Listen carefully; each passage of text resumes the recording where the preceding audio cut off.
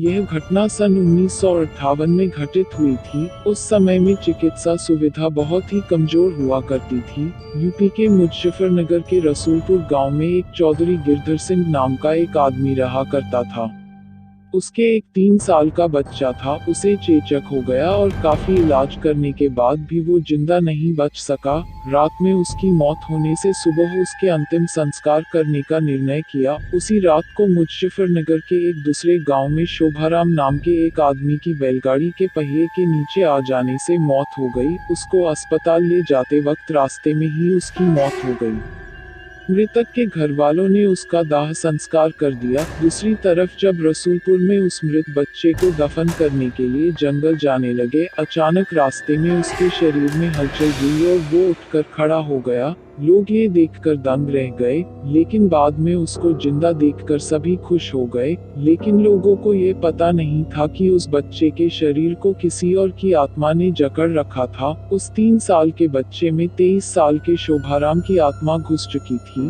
वो अलग जगह पर आकर बहुत परेशान हो रहा था और खाना खाने से मना कर रहा था, लेकिन बड़ी मुश्किल से समझाकर उसको खाने के लिए राजी किया। एक दिन वो बच्चा अपनी माँ के साथ उसके ननिहाल जा रहा था कि अचानक रास्ते में वो जगह आई जहाँ शोभाराम की मौत हुई थी।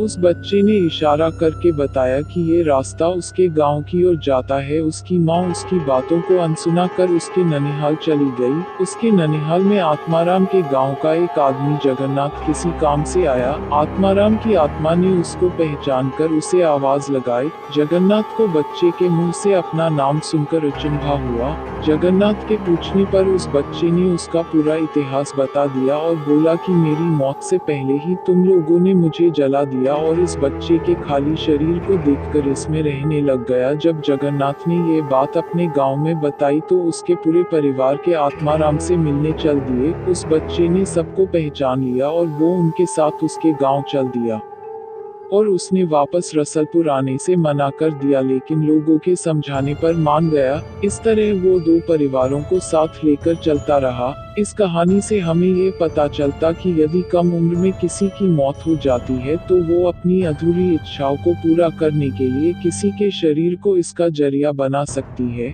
दोस्तों, मैं आपको बताना चाहता हूँ कि ये तो केवल कहानी है, लेकिन हकीकत में ऐसे कुछ मामले होते हैं जिनको कोई पहचान नहीं पाता है। इस कहानी में आपको थोड़ी सी भी सच्चाई लगे तो कमेंट के जरिए अपना विचार लिखना ना भूलें।